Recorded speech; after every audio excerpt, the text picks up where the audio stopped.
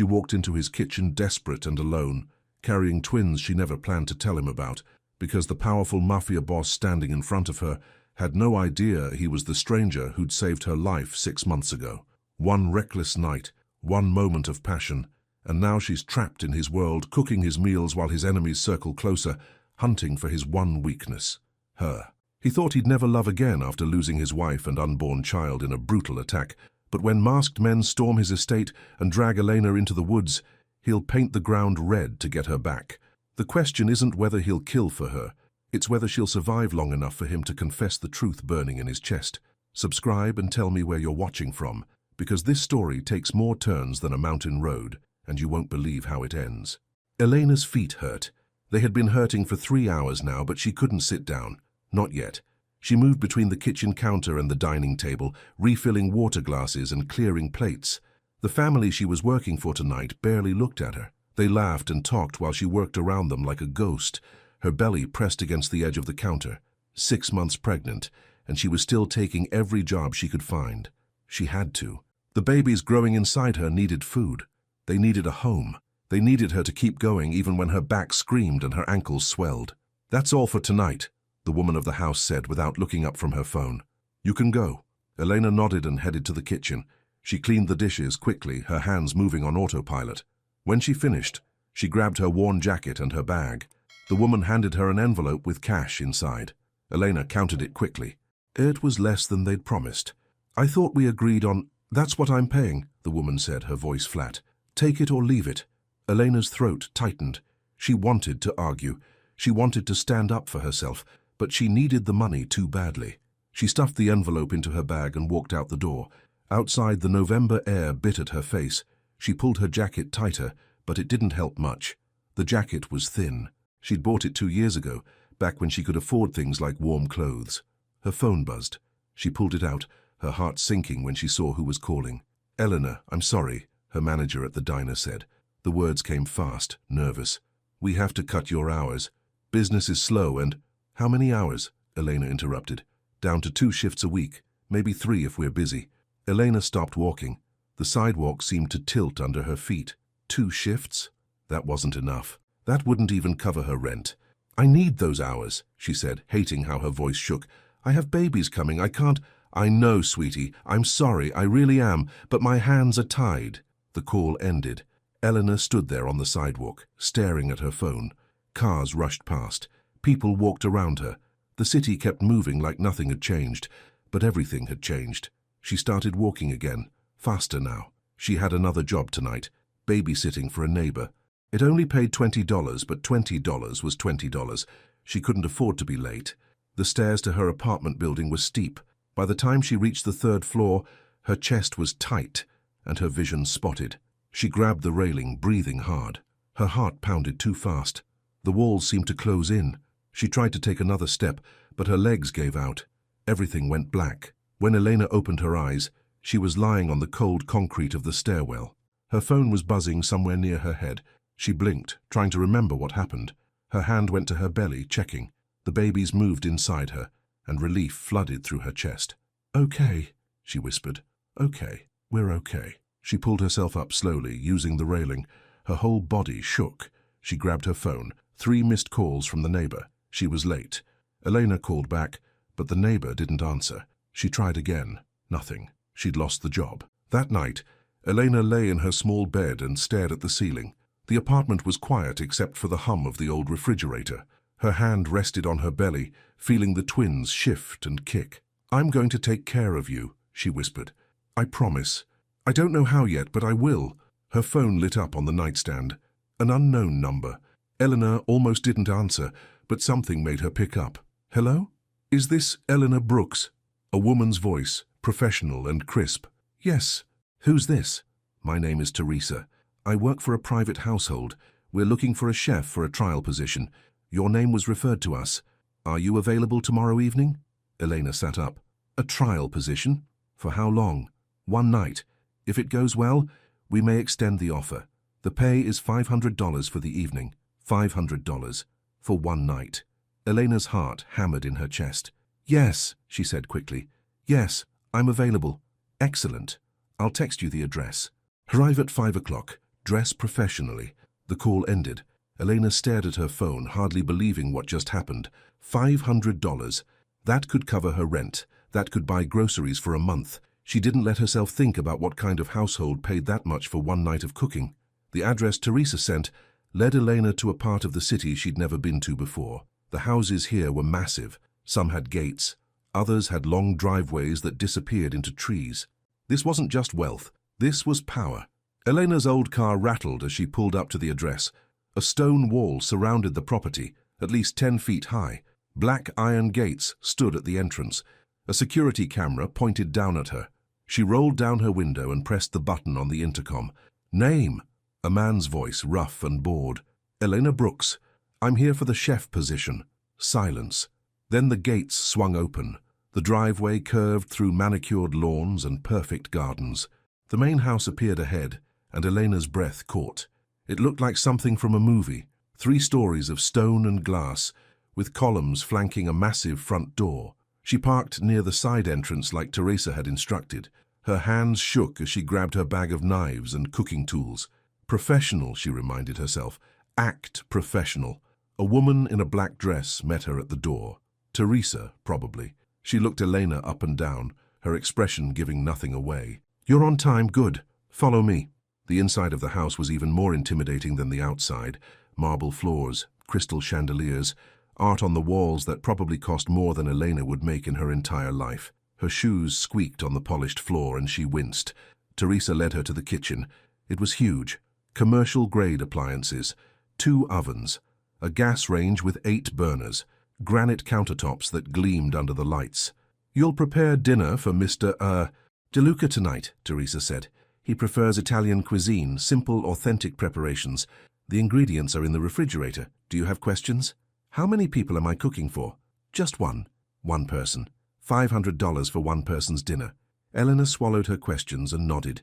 I'll manage. What time does he want to eat? 7 o'clock exactly. He doesn't tolerate lateness. Teresa left.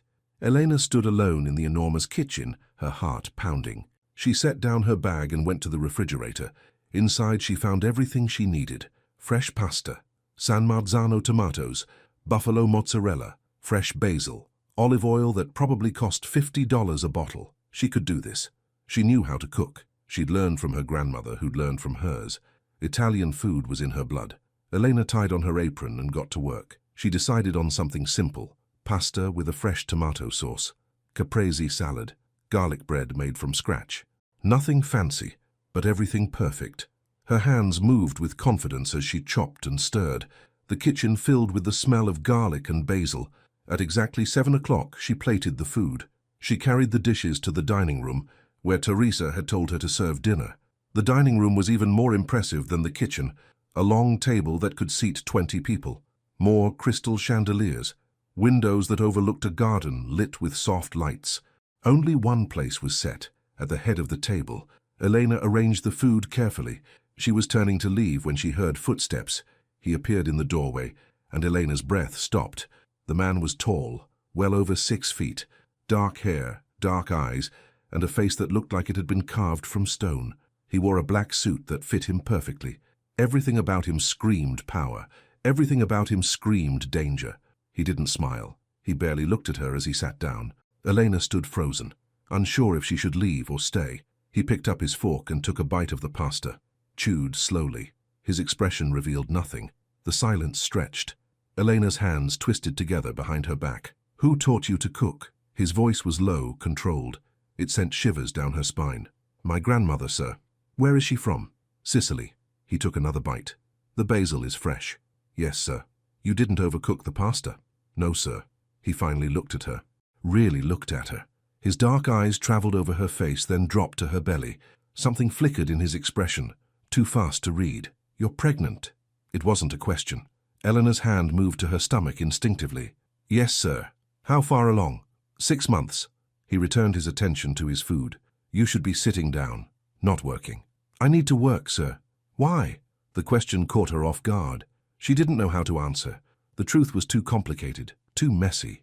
I need the money, she said simply. He nodded once, like this made sense to him. Finish the service, then we'll talk. Eleanor brought out the rest of the meal, the caprese salad, the garlic bread, fresh fruit for dessert. He ate everything slowly, methodically. He didn't speak again until she cleared his plates.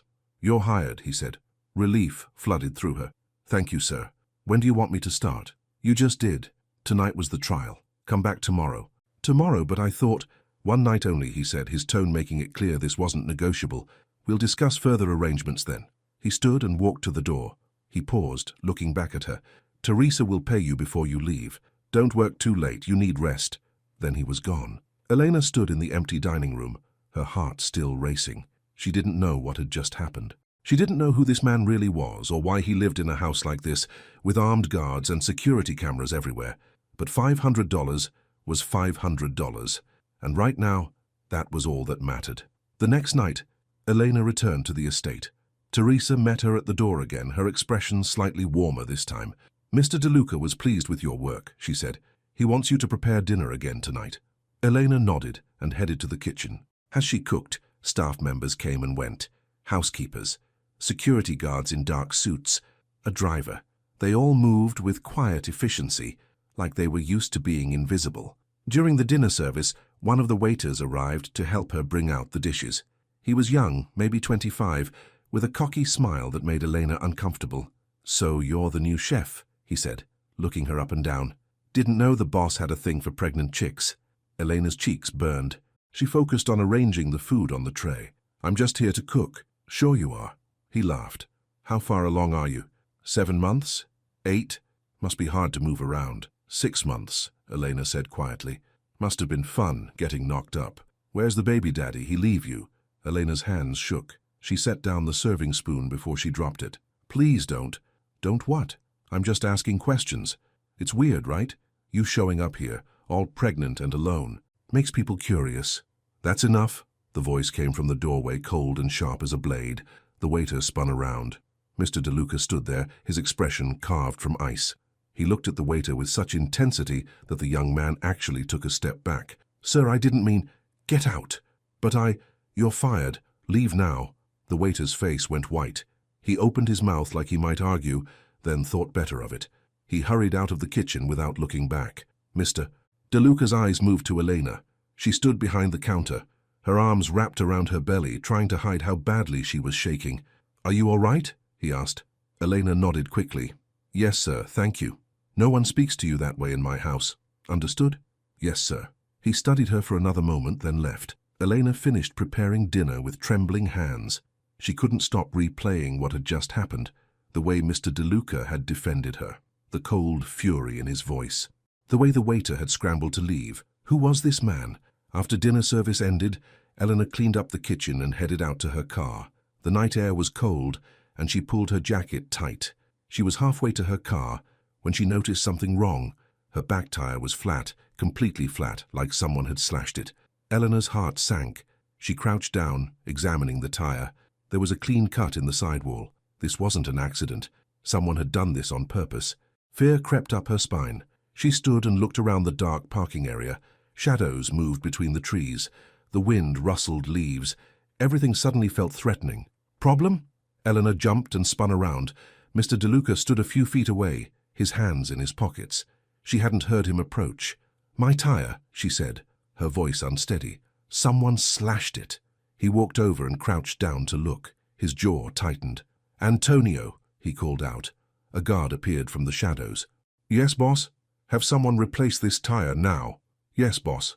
Mr. DeLuca stood and turned to Elena. "You'll wait inside while they fix it." "I can handle it," Elena said quickly. "I don't want to be any trouble." "You'll wait inside," he repeated, his tone leaving no room for argument. Elena wanted to protest. She didn't like being ordered around. She didn't like feeling helpless. But her tire was slashed, and she was alone and pregnant and scared. "Okay," she whispered. She followed him back into the house. He led her to a small sitting room off the main hall. It was beautiful, with leather chairs and a fireplace, and bookshelves filled with old books. "Sit," he said, gesturing to a chair. Elena sat. Mr. DeLuca remained standing, his arms crossed. He looked at her with those dark, unreadable eyes. "Do you have enemies?" he asked. The question startled her. "What?" "No, I don't think so." "Someone slashed your tire. That doesn't happen randomly." Elena's hand went to her belly. She thought about her ex-boyfriend, the one who'd hit her. the one she'd run from, but he didn't know where she was. She'd made sure of that. "I don't know why someone would do this," she said honestly. Mr. DeLuca studied her, like he was trying to decide if she was telling the truth. Finally, he reached into his jacket and pulled out an envelope. "Your payment for tonight," he said, holding it out. Eleanor took it. The envelope was thick. She opened it and gasped. There was at least $800 inside. "This is too much," she said quickly. "We agreed on $500. The extra is for the inconvenience, and for what happened earlier." "I can't accept." He closed her hand around the envelope. His hand was warm and strong. "You can, and you will." Their eyes met. Elena's breath caught. She was close enough to see the small scar above his left eyebrow, close enough to smell his cologne, something expensive and dark, close enough to feel the intensity radiating from him. "Thank you," she whispered. He stepped back. "Antonio will drive you home when your car is ready. Don't argue." He left before she could respond. Eleanor sat alone in the beautiful room, clutching the envelope, her heart pounding for reasons she didn't want to examine too closely. When Elena got home that night, she emptied the envelope onto her tiny kitchen table, $800 in cash. She counted it 3 times, unable to believe it was real. This money could pay her rent. It could buy groceries. It could get her through another month. But 1 month wasn't enough. She needed steady work. She needed security. She opened her bills, past due notices, final warnings, a shut-off notice for her electricity. She spread them across the table and did the math. Even with $800, she was still drowning. Elena made herself a simple dinner with the cheap groceries she had left, rice and canned beans. It wasn't much, but it was food. She ate slowly, thinking about the massive kitchen at the estate, the fresh ingredients, the expensive olive oil, 2 different worlds. And somehow she'd stumbled into both. The next morning her phone rang. She didn't recognize the number. "Hello? Ms. Brooks, this is Teresa. Mr. DeLuca would like you to return to the estate. He has a longer-term position to discuss." Elena's heart jumped. "How long-term?" "That will be discussed in person.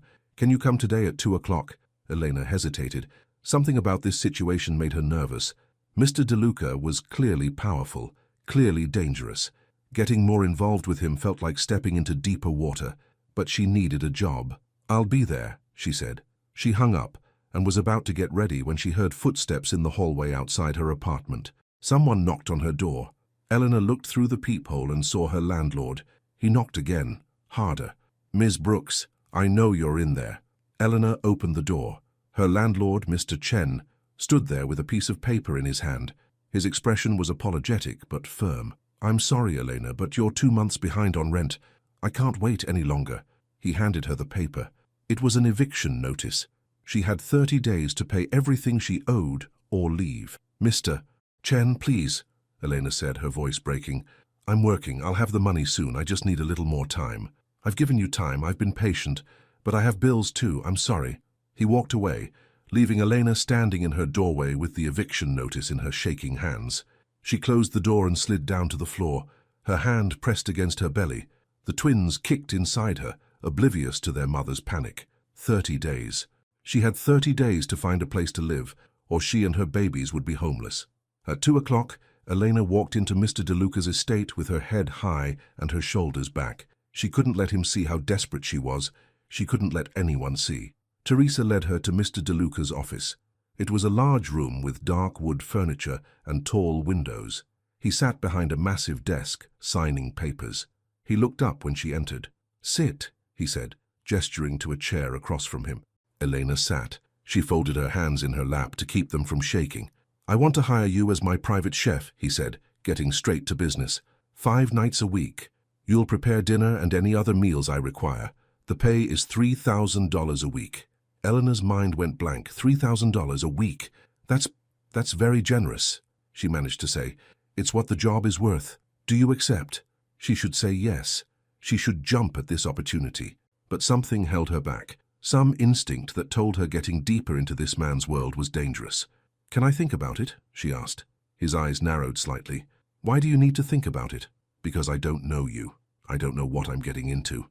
For the first time, something like respect flickered across his face. "Fair enough. You have until Monday to decide." Elena nodded and stood to leave. At the door, she paused. "Why me? You could hire any chef in the city." He leaned back in his chair.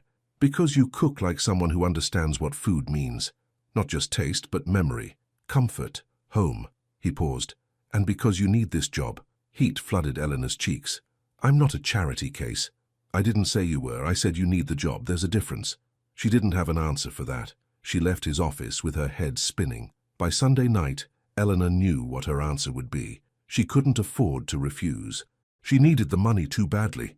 She needed stability for her babies. On Monday morning, Teresa called before Elena could. Mr. DeLuca would like you to start today. Can you be here by 4 o'clock? Elena looked at the eviction notice on her table. Yes, I'll be there. Tell him I accept the position. Excellent, I'll see you this afternoon. Eleanor hung up and took a deep breath. She was doing this.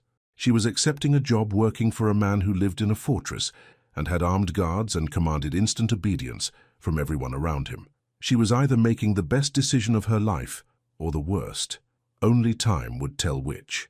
When Elena arrived that afternoon, the estate felt different, more familiar somehow, even though she'd only been there a few times.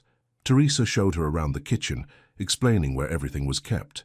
Mr. DeLuca usually eats at 7, Teresa said, but he may request meals at other times. We'll let you know. You're welcome to eat here as well. There's a staff dining room. Thank you. Teresa left, and Elena started preparing dinner. She was chopping vegetables when she heard small footsteps behind her. She turned and saw a little girl standing in the doorway. She couldn't have been more than 8 years old. She had dark eyes and tangled black hair.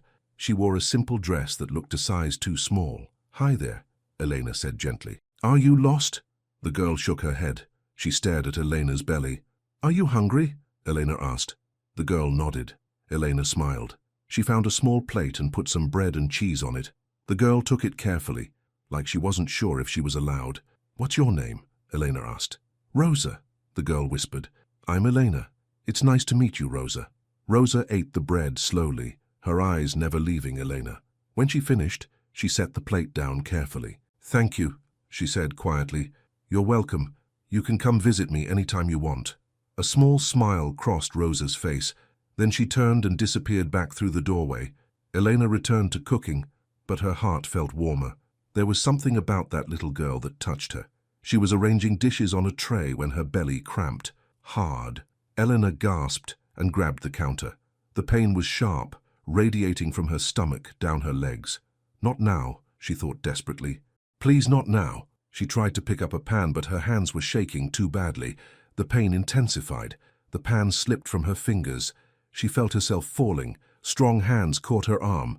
The pan clattered to the floor, but Eleanor didn't fall. She looked up, gasping, and found herself staring into Mr. DeLuca's dark eyes.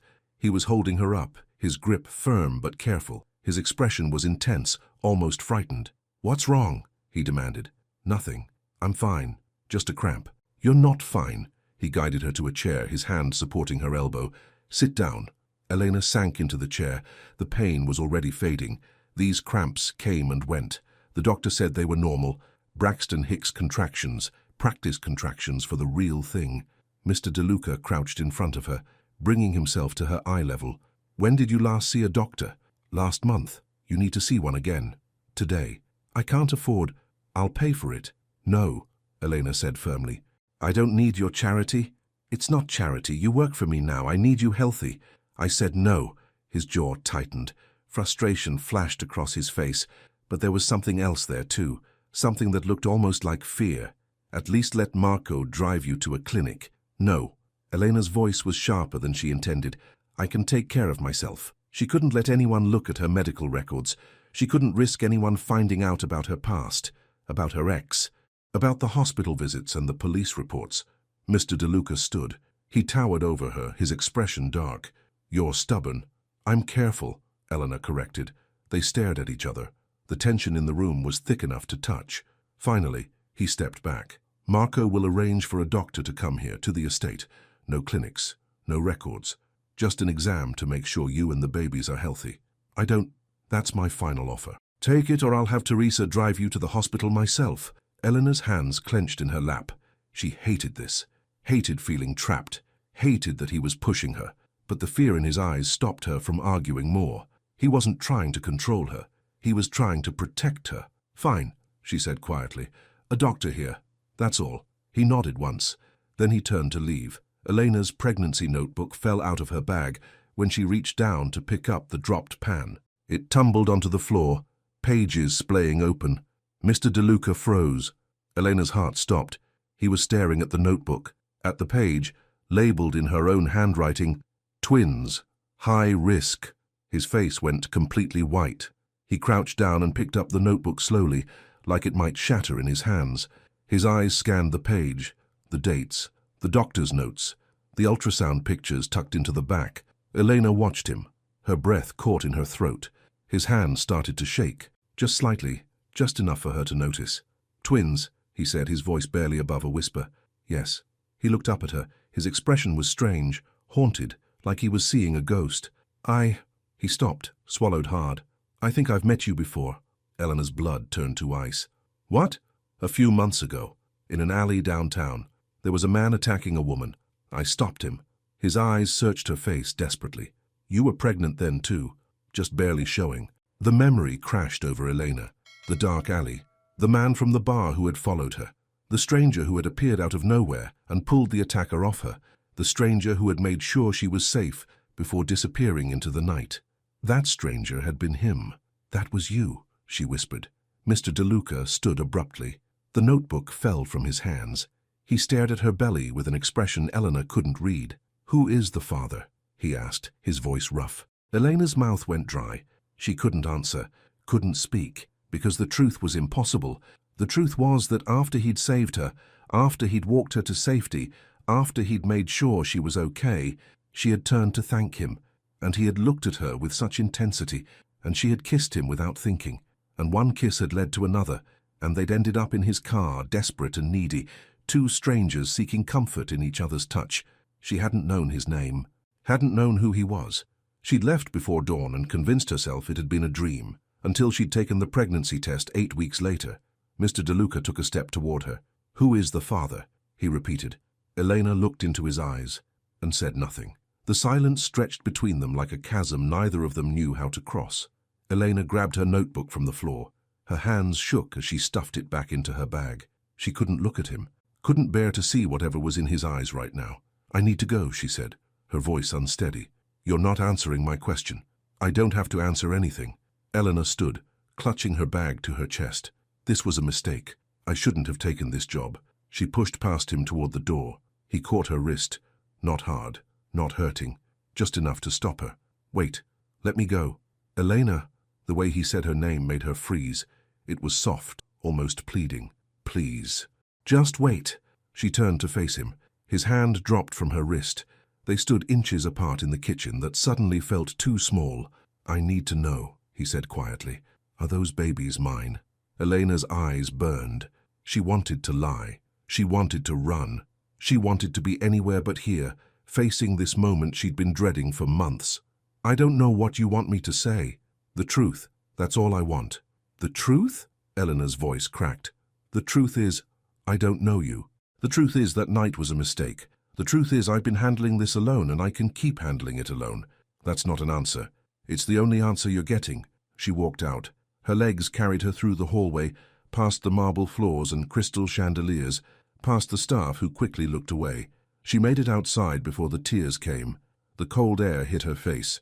She wiped her eyes roughly and headed toward her car. The parking area was dark except for the security lights. Her footsteps echoed on the pavement. She was halfway to her car when she noticed it, a black sedan parked across the street, just beyond the estate gates. The engine was running. Someone sat in the driver's seat. Elena's pace quickened. She fumbled for her keys. Her heart pounded in her ears.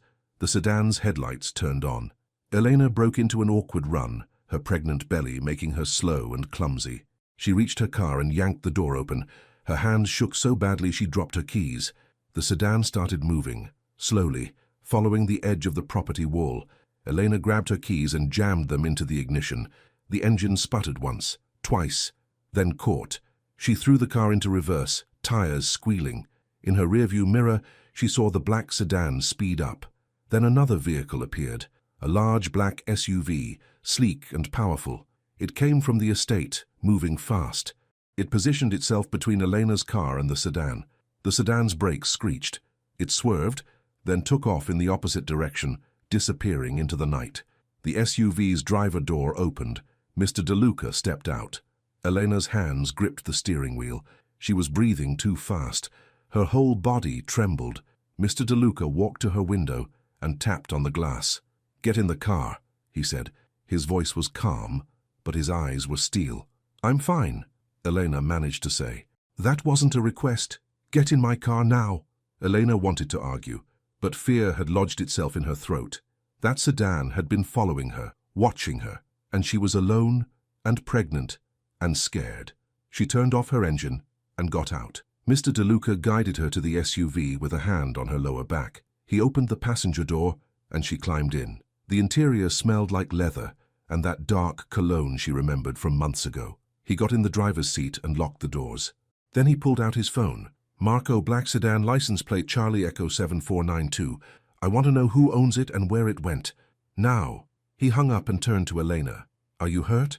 "No." "Did you recognize that car?" "No." His jaw worked. "Someone was watching you, following you. Do you know who?" Elena shook her head. Her mind raced through possibilities.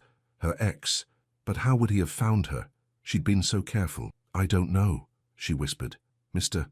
DeLuca's hands tightened on the steering wheel. "You're not safe, not out there, not alone. I can't just... You're staying at the estate until we figure out who that was. I have an apartment. I have things I need. Marco will get your things. You can't just decide." "I can." He turned to look at her. The intensity in his gaze made her breath catch. "Someone is watching you. Someone followed you from my property. That makes it my problem. And I protect what's mine. I'm not yours." The words hung in the air between them. Something flickered in his expression. Something dark and possessive that sent shivers down Elena's spine. "Those babies might be," he said quietly. Elena's hand went to her belly. "You don't know that, don't I?" He leaned closer. "You were pregnant that night, just barely, and now you're 6 months along. The math isn't complicated, Elena." She looked away. She couldn't deny it anymore. Couldn't keep pretending. "Even if they are yours," she said, her voice breaking, "that doesn't give you the right to control my life. I'm not trying to control you. I'm trying to keep you alive." His phone buzzed. He answered it immediately. "Talk to me, Marco." Elena couldn't hear the other side of the conversation, but she watched Mr. DeLuca's expression darken with each passing second. "Are you sure?" A pause. "How close?" Another pause. "Damn it." He hung up. His knuckles were white on the phone. "What?" Elena asked, fear creeping back in. "The sedan was seen near your apartment building earlier today, and there's been activity from a rival family in that area. They might not have been targeting you specifically, but they know you work for me now. Rival family. What does that mean?" He didn't answer directly. "You can't go back to your apartment. Not tonight. Maybe not for a while. I don't have a choice. I have nowhere else to go. You do. Here." Elena's throat tightened. "I can't just move into your house. It's not forever, just until things calm down." "Things? What things?" "You're not telling me everything." Mr. DeLuca was quiet for a long moment. When he spoke, his voice was careful. "I have enemies. People who would hurt anyone connected to me. If they think you matter to me, they'll use you as leverage." "But I don't matter to you. I'm just your chef." He turned to face her fully. The look in his eyes made her heart stammer. "You're carrying children who might be mine," he said quietly. "That makes you matter, whether you like it or not." Elena felt tears prick her eyes again. This was too much. Everything was too much. She'd spent months preparing to raise these babies alone.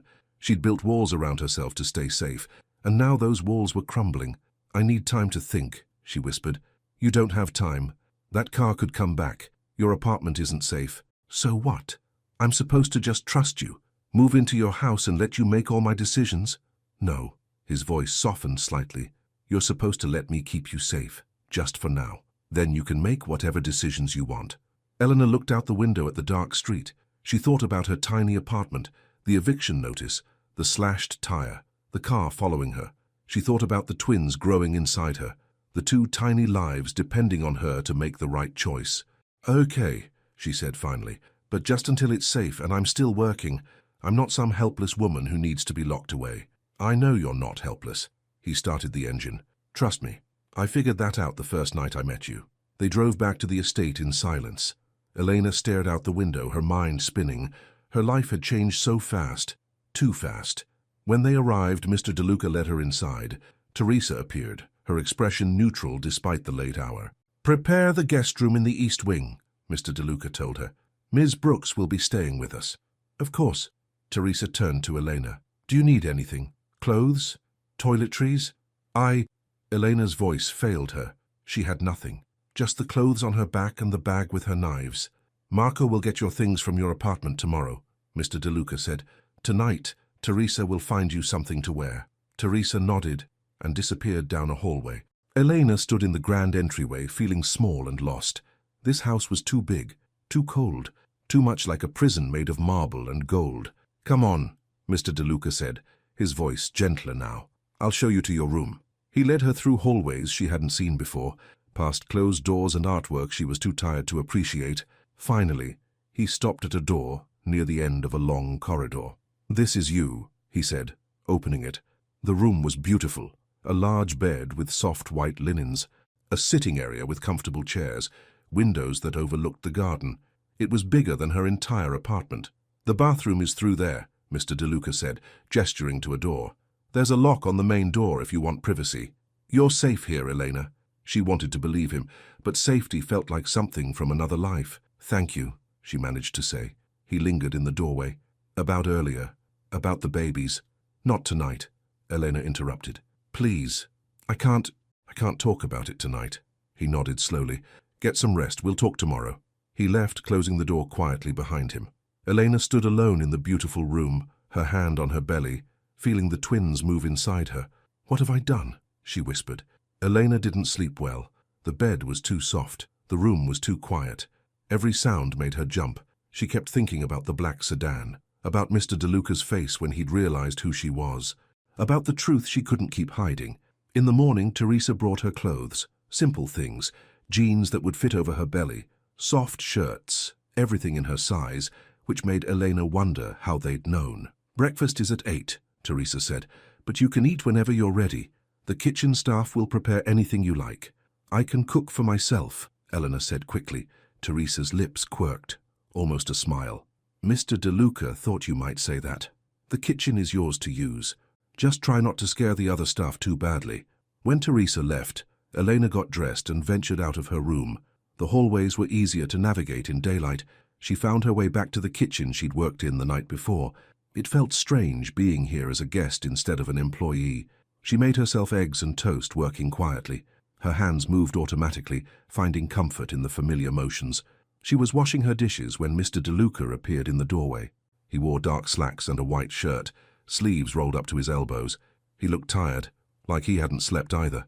"Good morning," he said. "Morning. Did you sleep?" "Some." She dried the last dish and put it away. "Thank you for letting me stay." "You don't have to thank me." Silence stretched between them. Elena focused on wiping down the counter. She could feel his eyes on her. "We need to talk," he said finally. "I know. Not here.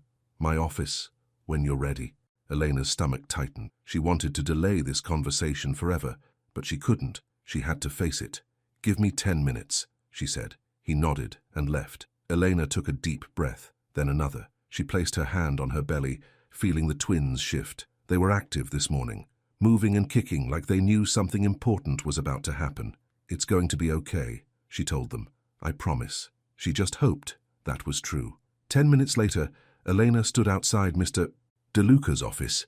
She knocked softly. His voice called for her to enter. The office looked different in daylight, less intimidating somehow. He sat behind his desk, but when she entered, he stood and gestured to the sitting area near the windows. "Let's sit there," he said. "This doesn't need to be formal." They sat in chairs facing each other, close enough to talk, far enough to breathe. "I've been thinking," he started, "about that night, about you, about the timing." Elena's hands twisted in her lap. "I didn't know who you were. I swear I didn't." "I believe you." She looked up, surprised. "You do? If you'd known, you would have come to me, asked for help, money, something." He leaned forward, elbows on his knees. "But you didn't.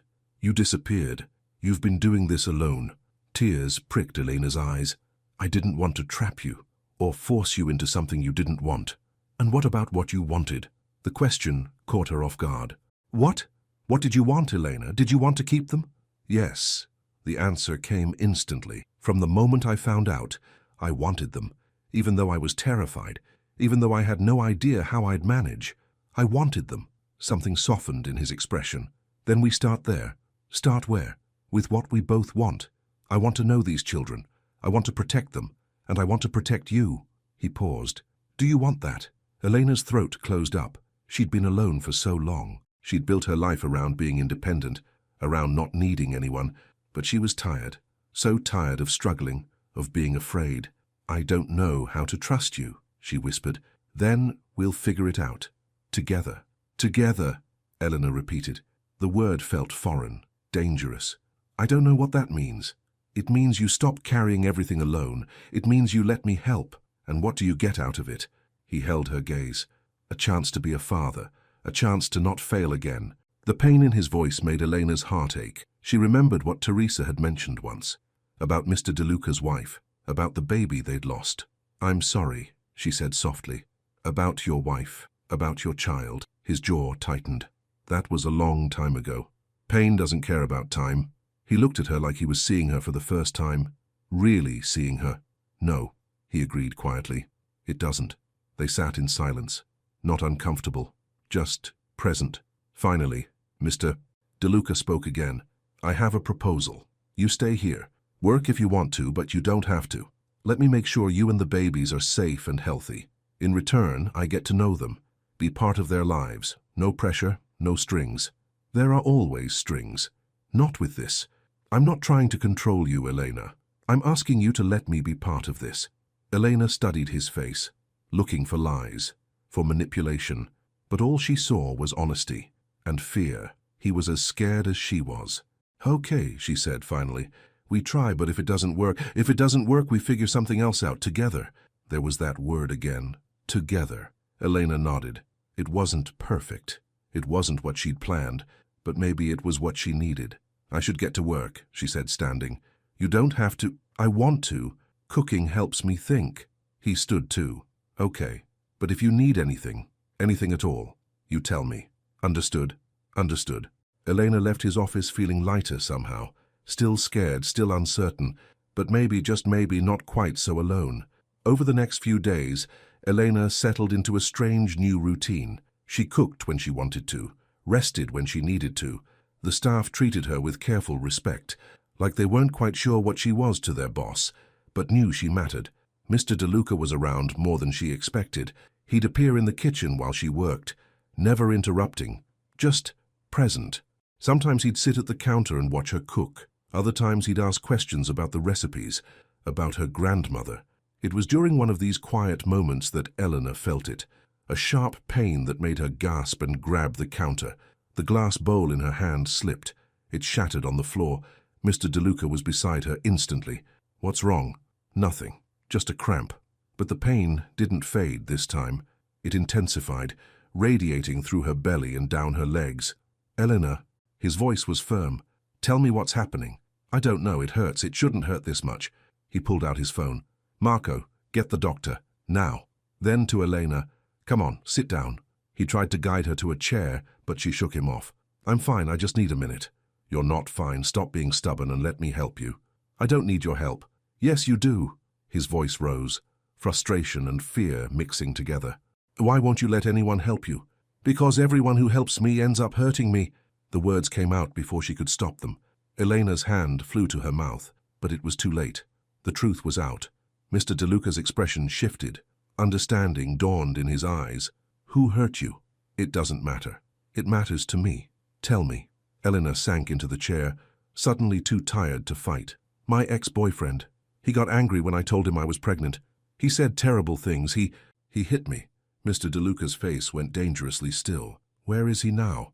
I don't know. I left, changed my number, made sure he couldn't find me. Give me his name. No. Eleanor. No, she repeated firmly. That's my past. I'm not dragging you into it. His hands clenched into fists. If he comes near you again, he won't. I've been careful. You're not alone anymore, Mr. DeLuca said quietly. You understand that. You're not alone, and anyone who tries to hurt you will answer to me. The fierceness in his voice should have scared her. Instead, it made her feel safe, protected, like maybe finally someone was on her side. The pain in her belly eased. Elena took a shaky breath. I think I'm okay now. The doctor's still coming, just to check. This time, Elena didn't argue. That night, after the doctor confirmed the babies were fine and the cramps were normal, Elena found herself unable to sleep. She wandered the hallways of the estate, careful and quiet. The house was different at night. Shadows pooled in corners. Moonlight streamed through tall windows. She found herself in a sitting room she hadn't seen before. Family photos lined the mantel. She moved closer, studying them. A beautiful woman with dark hair. Mr. DeLuca, younger and smiling, his arm around her. The woman's hand resting on a pregnant belly. Elena's heart clenched. This was his wife, the family he'd lost. Can't sleep? Elena jumped and spun around. Mr. DeLuca stood in the doorway wearing sleep pants and a t-shirt. It was the most casual she'd ever seen him. I'm sorry, I didn't mean to intrude. You're not intruding. This is your home now. Your home. The words settled over her like a blanket. She was beautiful, Elena said, gesturing to the photo. Yes, she was. What was her name? Isabella. He moved to stand beside her, looking at the photo. We met when we were young, got married too fast, had plans for a family. I'm sorry you lost her. So am I. He was quiet for a moment. I thought I'd never want that again. A family, children. It hurt too much. And now? He looked at her. Now I think maybe I get a second chance, if I don't mess it up. Eleanor's breath caught. The air between them felt charged. Dangerous. It's late, she said, stepping back. I should try to sleep. Eleanor. He caught her hand gently. Thank you. For what? For giving me this chance. For letting me be part of this. She squeezed his hand briefly, then let go. Good night, Mr. DeLuca. Vince, he said. Call me Vince.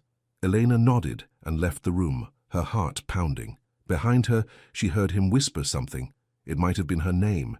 It might have been a prayer. Either way, something had shifted between them, something that couldn't be undone. As Elena climbed the stairs back to her room, she heard small footsteps. She turned and saw Rosa peeking around a corner, her eyes wide. Rosa, what are you doing up? The little girl moved into the light. She wore a nightgown that was too big for her. I had a bad dream. Elena's heart melted. Come here, sweetie. Rosa came closer, hesitant. I couldn't sleep. Neither could I. Want to come to my room? We can talk until we get sleepy.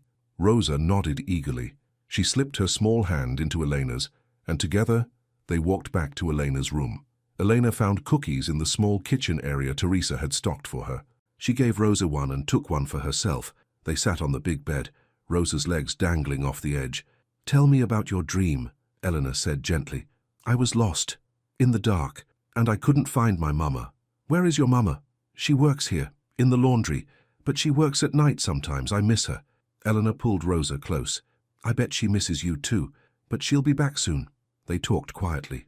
Rosa told her about her favorite foods, her doll that had one eye missing, the garden where she liked to hide. Elena listened, feeling the twins kick inside her belly.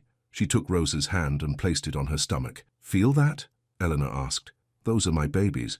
They're saying hello. Rosa's eyes widened with wonder. There are two? Yes, twins. Are you scared? The question surprised Elena with its honesty. Yes, sometimes. Are you scared of things? Rosa nodded seriously. I'm scared of the dark, and loud noises, and when people yell. Me too, Elena admitted. But you know what helps? What? Finding people who make you feel safe, people who care about you. Rosa leaned against Elena's shoulder. Like you? Elena's throat tightened. Yeah, like me. They sat together until Rosa's breathing evened out. The little girl had fallen asleep, curled up against Elena's side. Elena didn't want to move, didn't want to disturb this peaceful moment. She leaned back against the pillows, Rosa's small body warm beside her. She didn't hear the door open, didn't know Vince had come looking for them until she saw him standing there, framed in the doorway. His expression was soft, unguarded, like all his walls had come down. He moved quietly into the room and sat in the chair near the bed. They didn't speak. They just sat there, watching Rosa sleep, sharing this quiet moment. After a while, Vince stood and carefully lifted Rosa into his arms. The little girl stirred but didn't wake. He carried her out, then returned a few minutes later. I put her in her room, he said quietly. Her mother will be back soon. She's a sweet kid. She is. She lost her father last year. Some kind of accident. Her mother came here looking for work and I gave her a job. That was kind of you. Not kind. Just, I know what it's like to lose someone. Eleanor studied him, this man who everyone feared, who commanded absolute loyalty. who had enemies and guards and lived in a fortress. But right now he just looked human, tired, lonely, hopeful. "She likes you," Vince said, gesturing to where Rosa had been sleeping. "I like her too. You're good with children." "I hope so. I'm going to have 2 of them soon." Vince moved closer. He sat on the edge of the bed, close enough that she could feel his warmth. "Can I?" He gestured to her belly. Eleanor's heart hammered, but she nodded. He placed his hand gently on her stomach. His palm was warm and large, covering a good portion of her belly. They waited. Seconds passed. Then a kick, strong and definite. Vince's eyes widened. "Was that?" "That was one of them," Eleanor said, smiling despite herself. Another kick, right under his palm. "They're strong," he whispered. "They are." He kept his hand there, feeling the twins move. His expression was full of wonder and fear, and something else Elena couldn't quite name. "I won't let anything happen to them," he said quietly. "Or to you, I promise." "That's a big promise." "I don't make promises I can't keep." Elena believed him, against all logic, against all her fears. She believed him. "Thank you," she whispered. Vince lifted his hand reluctantly. He stood, putting distance between them. "You should sleep. You need rest. So do you." "I will, eventually." He moved to the door, then paused. "Elena?" "Yes." "I'm glad you're here.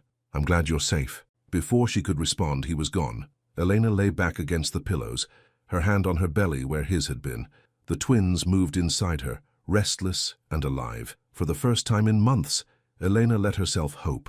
Maybe this could work. Maybe they could figure this out together. Maybe she didn't have to be alone anymore. The next few days passed in a strange sort of peace. Elena cooked. She rested. She walked the gardens with Rosa, who had become her shadow. Vince appeared at mealtimes asking gentle questions about her day, about the babies, about nothing and everything. It felt almost normal, almost like a life she could imagine keeping. But Elena knew better than to trust peace.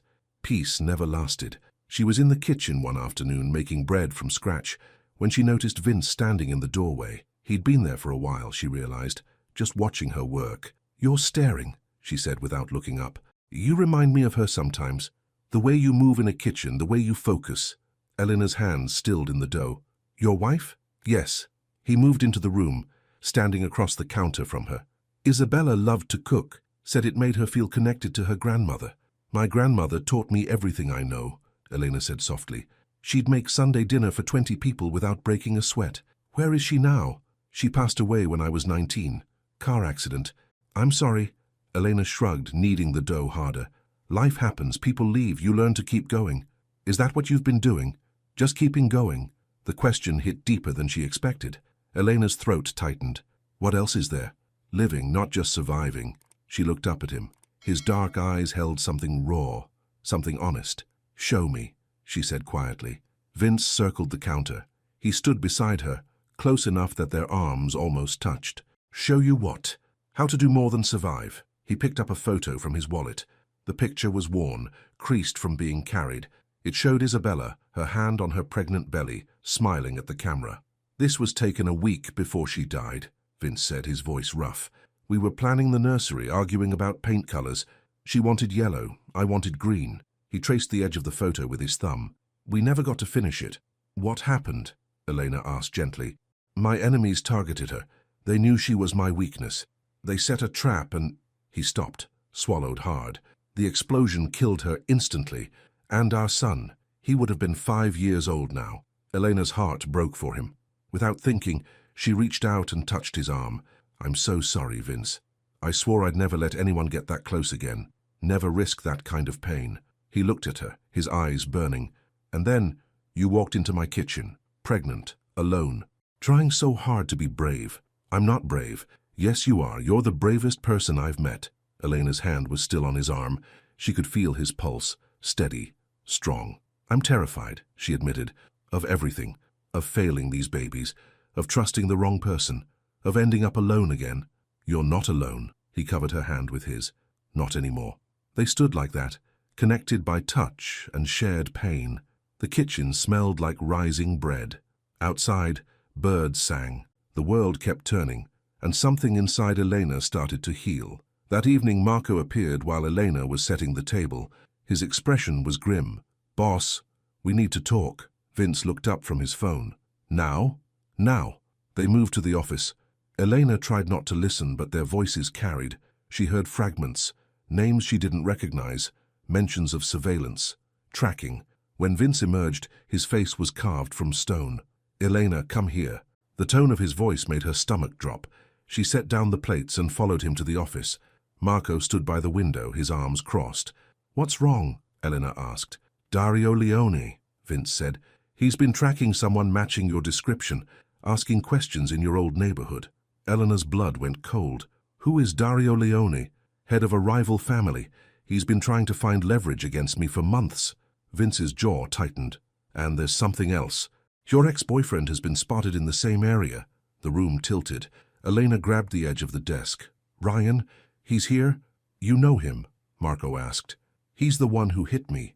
When I told him I was pregnant, he—" Elena couldn't finish the sentence. Vince moved fast. He was in front of her, his hands on her shoulders. "Look at me. Look at me, Elena. He's not going to touch you. Do you understand? He'll never touch you again." "How did he find me?" "We don't know yet, but we're watching him. And Dario." Vince's voice was ice. "Neither of them will get near you." "This is my fault," Elena whispered. "I brought this to your door." "No." Vince's voice was firm. "They brought this to themselves. You're under my protection now. That means something." That night Elena couldn't sleep. She lay in bed staring at the ceiling, her mind racing. Ryan had found her, after all her careful planning, after changing her number and moving and hiding. He'd found her. She heard a sound outside her window, scratching, like someone testing the lock. Elena sat up, her heart pounding. The window rattled slightly. She grabbed her phone and texted Vince. "Someone's outside my window." 3 seconds later, her door burst open. Vince rushed in, gun in hand. He moved to the window and looked out. Then he spoke into his radio. "North side, 2nd floor. Check it now." Eleanor hugged her knees to her chest, trying to calm her racing heart. The twins kicked frantically inside her, sensing her fear. Vince sat on the edge of her bed. "Security is checking, you're safe." "Am I?" "Because it doesn't feel safe." "I know, I'm sorry. This is my world, and you're caught in it. It's not your fault, isn't it?" His voice was bitter. "If you'd never met me, you'd be safe. You'd be homeless and scared and alone," Eleanor interrupted. "That's where I'd be. At least here, I have help." His radio crackled. "Boss, there's evidence someone tried to jimmy the lock. We're increasing patrols." Vince acknowledged the message. Then he looked at Elena. "I want you to move rooms. Something more central, harder to access from outside." "Okay. And I want you to stay close to the house. No more garden walks alone." Elena wanted to argue, wanted to insist she could take care of herself. But the truth was, she couldn't. Not anymore. Not with 2 babies depending on her. "Okay," she said again. Vince stood. "Try to get some sleep. I'll be right outside your door." "You don't have to." "Yes, I do." He left, but Elena heard him settle into a chair in the hallway. She lay back down, listening to his breathing through the door. Somehow, knowing he was there made the darkness less frightening. The next morning, a man appeared at the estate gates. The security cameras caught him. Young, nervous, asking for Eleanor by name. The guards subdued him before he could get close. Vince questioned him personally. Elena watched from the office window as they brought the man inside. He looked terrified. "Who sent you?" Vince's voice was deadly calm. "I don't know, man. Some guy paid me $50 to deliver a message." "What message?" "He said to tell Elena that Ryan misses her, that he wants to talk." Elena's legs gave out. She sank into a chair, her whole body shaking. Vince appeared in the doorway seconds later. "Elena, he knows I'm here. He knows exactly where I am. He doesn't know you're staying here. He thinks you just work here. It doesn't matter. He found me." Vince crouched in front of her. "Listen to me. You're not going back to your apartment. You're staying here, permanently, until we deal with this." "I can't just live here forever." "Why not?" The question hung in the air. Eleanor didn't have an answer. Her apartment was gone, lost to eviction. She had no family, no other place to go. "This isn't my home," she said weakly. "It could be." Vince took her hands in his. "Stay, Elena. Let me protect you. Let me protect them." Elena looked into his eyes. She saw determination, fierce protectiveness, and something else. Something that looked like hope. "Okay," she whispered. "I'll stay." His shoulders relaxed. "Thank you. But I'm still working. I'm not going to sit around being useless." A small smile tugged at his lips. "I wouldn't expect anything else." That afternoon, Teresa showed Eleanor to a new room. It was in the center of the house, surrounded by other occupied rooms. Harder to access, safer. It was also beautiful, bigger than the last room, with a sitting area and a small balcony overlooking the interior courtyard. "Mr. DeLuca wanted you to be comfortable," Teresa said. "If you need anything else, just ask." When Teresa left, Eleanor sat on the edge of the bed. Her hand went to her belly. The twins were quiet now, resting. "We're going to be okay," she told them. "I'm going to keep you safe." She just hoped that was a promise she could keep. Over the next week, Eleanor and Vince fell into new rhythms. She cooked elaborate meals, pouring her anxiety into creating something beautiful. He joined her for dinner every night, their conversations growing deeper, more honest. She learned about his childhood, about growing up in this world of violence and loyalty, about the weight of leading a family. He learned about her fears, about her dreams of opening a small restaurant someday, about the grandmother who'd taught her that food was love made visible. They talked about the twins, names they might like, whether they'd have Elena's eyes or Vince's, what kind of parents they wanted to be, and slowly, carefully, something grew between them, something more than just shared parenthood, something that felt dangerously close to love. One evening, Eleanor was craving pickles and ice cream. She mentioned it without thinking. The next day, Vince appeared in the kitchen with 5 kinds of pickles and a dozen flavors of ice cream. "Which ones?" he asked, setting them on the counter. Eleanor stared at the spread, her throat tight. "You didn't have to do this." "I wanted to. Now pick." She chose dill pickles and vanilla ice cream. Vince watched with barely concealed horror as she ate them together. "That's disgusting," he said. "Don't judge until you try it." "I'm not trying that."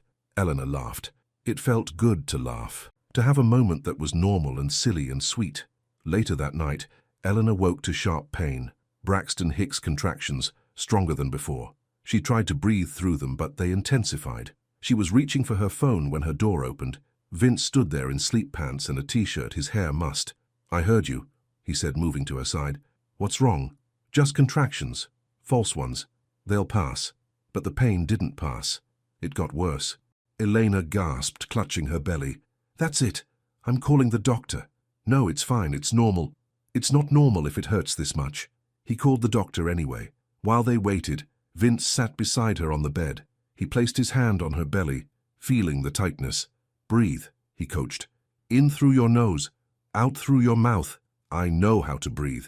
"Then do it." Elena glared at him, but she breathed. And somehow, with his hand on her belly and his steady presence beside her, the pain became bearable. When the contraction passed, she sagged against the pillows. Vince stayed close, his expression tight with worry. "You're scared," Elena said softly. "Yes." "Why?" "Because I can't lose them. I can't lose you." His voice cracked. "Not again. I can't go through that again." Elena's heart broke. She reached up and touched his face. "You're not going to lose us. You can't promise that." "Neither can you, but we're here now. We're okay now. That has to be enough." He leaned into her touch, his eyes closed. "I don't know how to do this, how to let myself care again. Neither do I. But we're figuring it out. Together." He opened his eyes. They were wet. "Together," he repeated. The doctor arrived and confirmed everything was fine. Just strong Braxton Hicks.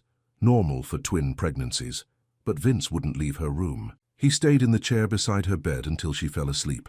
And when Elena woke in the morning, he was still there, watching over her. The twins kicked, and Elena smiled. Maybe they were going to be okay after all. But peace never lasted long. 2 days later, Eleanor went to the garden for fresh air. She'd been cooped up inside too long. The weather was beautiful, and she craved sunshine. Rosa was supposed to come with her, but the little girl had fallen asleep during her afternoon rest. Elena decided to go alone, just for a few minutes. The garden was beautiful. Full flowers bloomed in careful rows. Trees rustled in the breeze. Eleanor walked the stone paths, breathing in the fresh air. She was admiring the roses when she heard something, a sound that didn't belong. Footsteps, fast and heavy.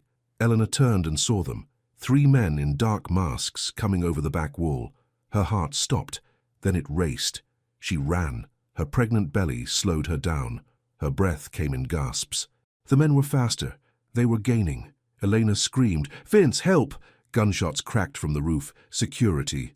But the men kept coming. One of them grabbed her arm. Elena fought, kicking and clawing. She had to protect her babies, had to...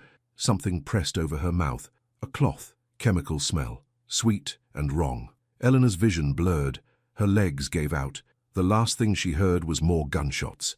Then everything went black. When Vince heard the gunfire, he was in a meeting with Marco. They both ran. "Where?" Vince barked into his radio. "Garden, 3 hostiles. They took Miss Brooks." The world stopped. Then it exploded into rage. Vince ran harder than he'd ever run. His chest burned. His mind raced. They had her. They had Eleanor. They had his children. He found the security team at the wall. 1 hostile down, 2 escaped. Where did they go? Vince's voice was barely human. "The woods. We're tracking..." Vince didn't wait. He grabbed a gun and ran into the trees. Marco and 4 guards followed. They spread out, searching.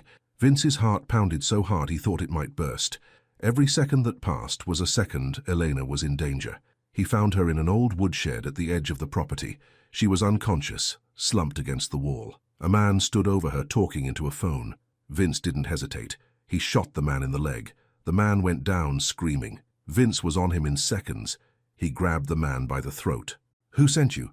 "Leone, Dario Leone." "Why?" "Leverage. He wants to negotiate. Says if you want her back alive, you meet him." Vince's fist connected with the man's face. Again and again, blood splattered. The man stopped talking, stopped breathing. Marco pulled Vince back. Boss, she needs you." Vince dropped the dead man and rushed to Elena.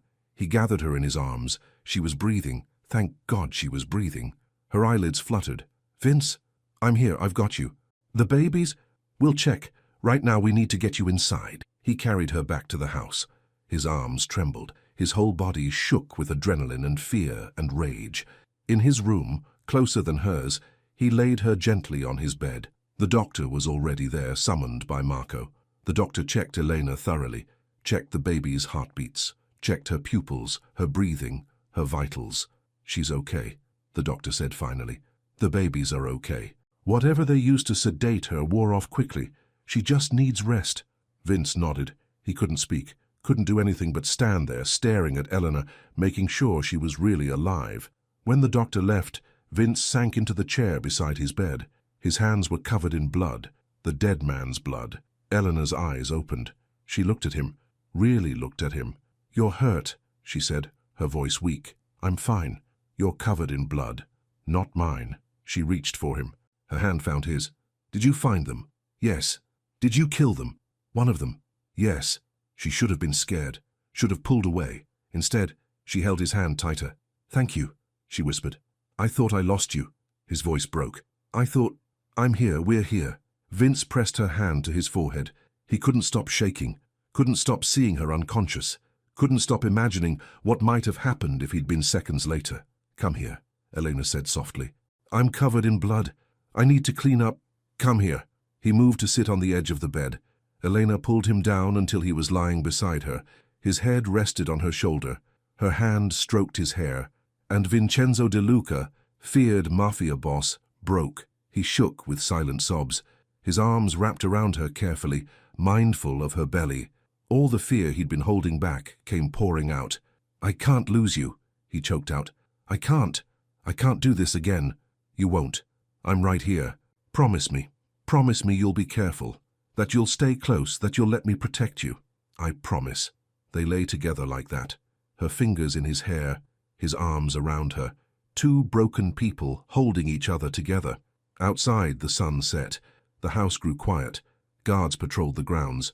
But in Vince's room, in his bed, 2 people found something they'd both thought was impossible. They found home. Eleanor woke in darkness.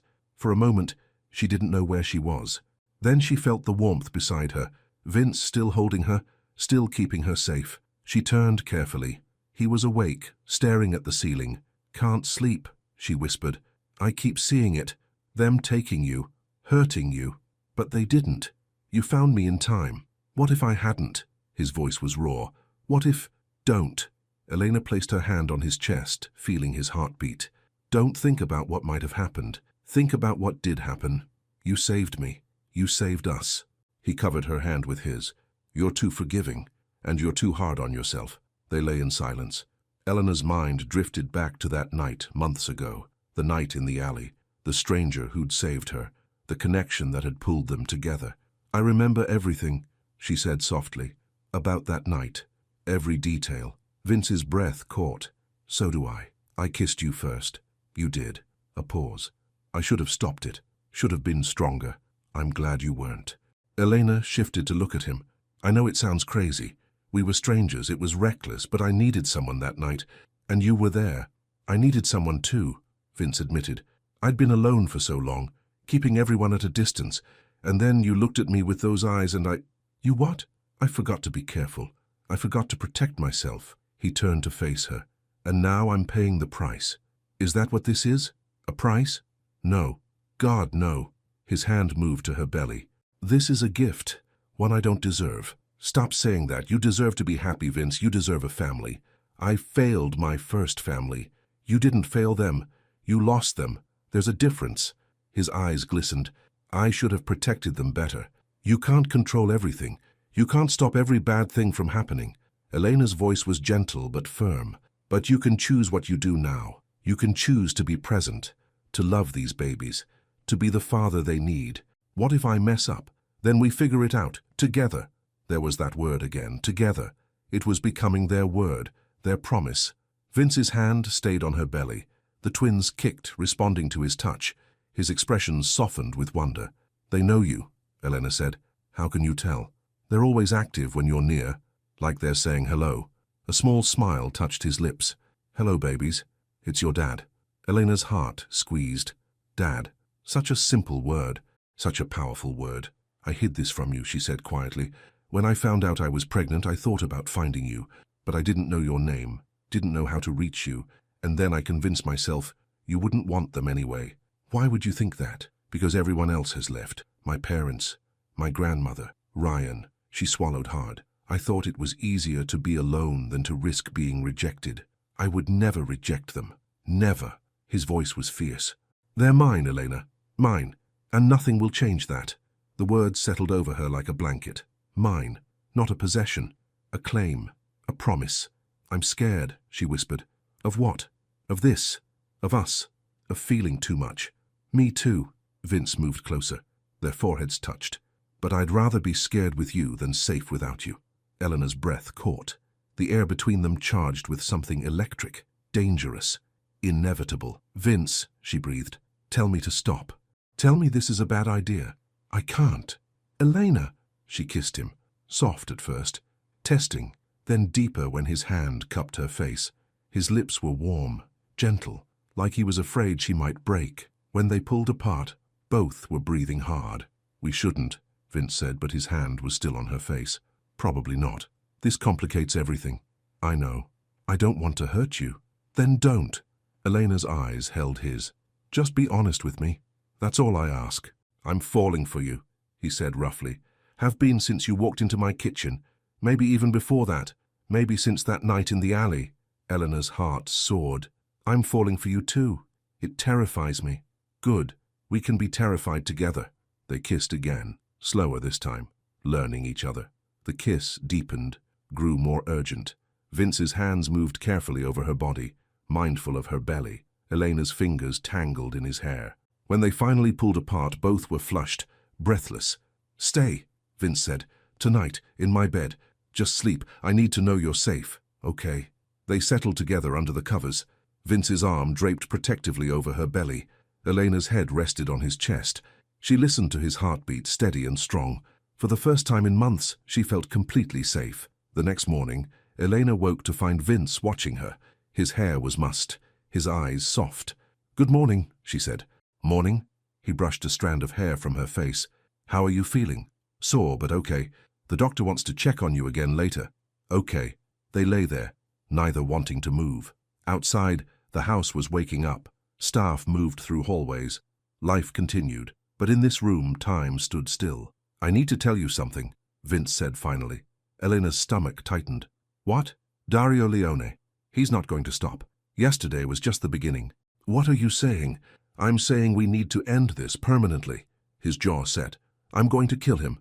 Elena sat up. "Vince, no. That's too dangerous. More dangerous than letting him come after you again, after our children. There has to be another way." "There isn't. This is my world, Elena. This is how things get resolved. She wanted to argue, wanted to find another solution, but she knew he was right. In this world, there was only one way to stop someone like Dario. "Promise me you'll be careful," she said. "I promise. Promise me you'll come back to me." He pulled her close. "Always. I'll always come back to you." They spent the day together. Vince cancelled all his meetings. They cooked together in the kitchen, Eleanor teaching him how to make fresh pasta. They walked the interior courtyard with guards watching.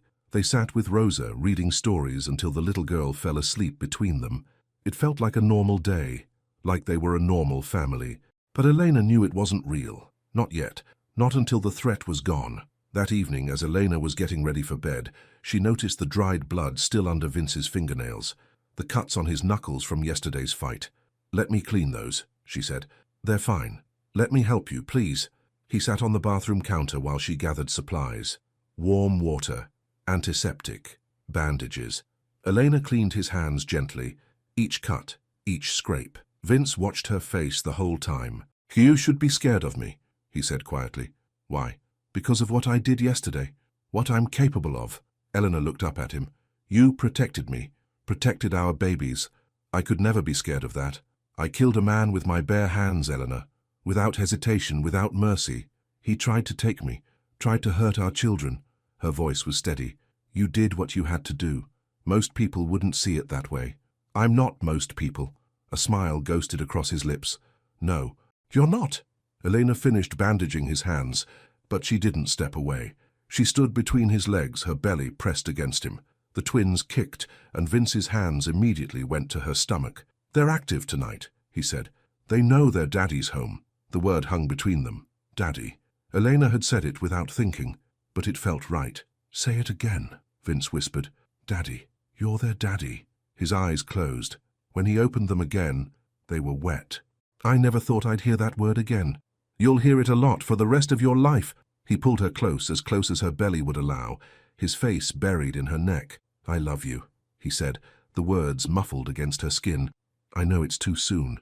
I know we're doing this backwards, but I love you, Elena." Elena's heart stopped, then started again, faster, stronger. "I love you too," she whispered back. They stood like that, holding each other.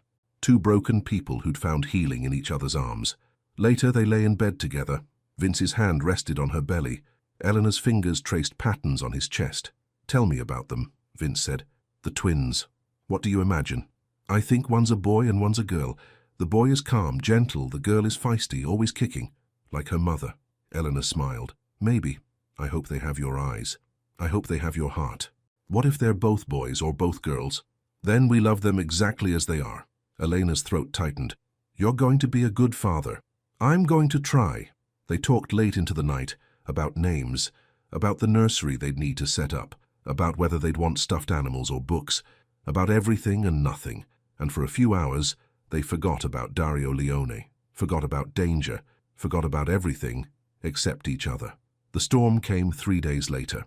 Rain lashed against the windows, thunder rumbled, lightning split the sky. Elena was in Vince's office, their office now as he'd started calling it, looking at paint samples for the nursery. Vince was in a meeting downstairs with Marco and his security team. She was holding up 2 shades of yellow when the power went out. The room plunged into darkness. Emergency lights flickered on, casting eerie shadows. Elena's heart started to pound. Something was wrong. The door burst open. Marco rushed in. "Miss Brooks, we need to move you to the safe room now." "What's happening?" "Dario's here. He's attacking the compound." Gunfire erupted outside. Elena's hands went to her belly. "Where's Vince?" "He's handling it. Come on."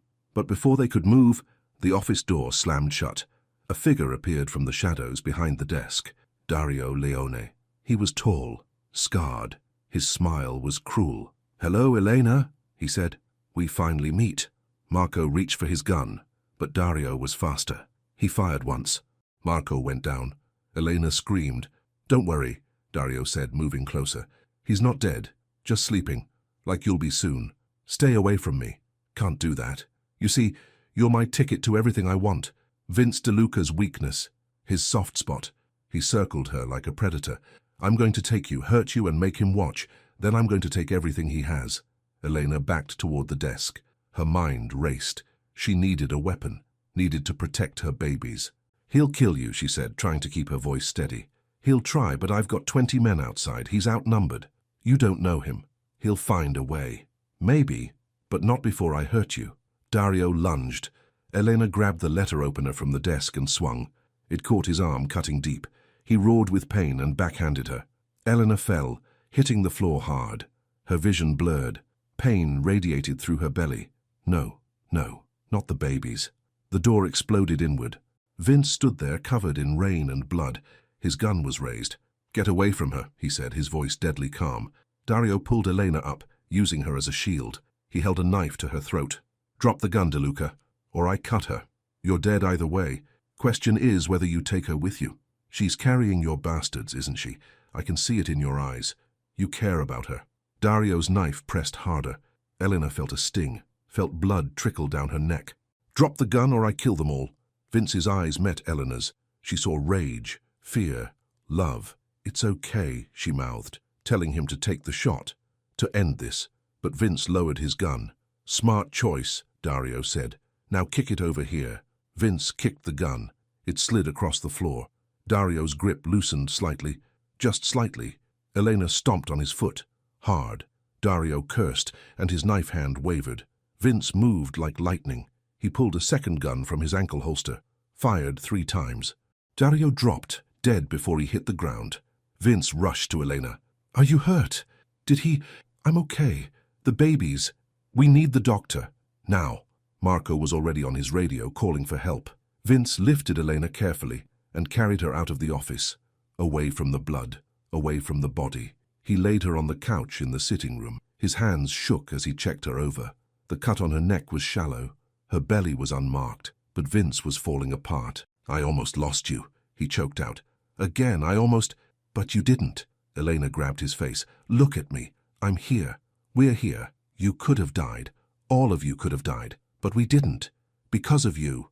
The doctor arrived, pushing past them to examine Elena. He checked the baby's heartbeats, checked her vitals, checked everything.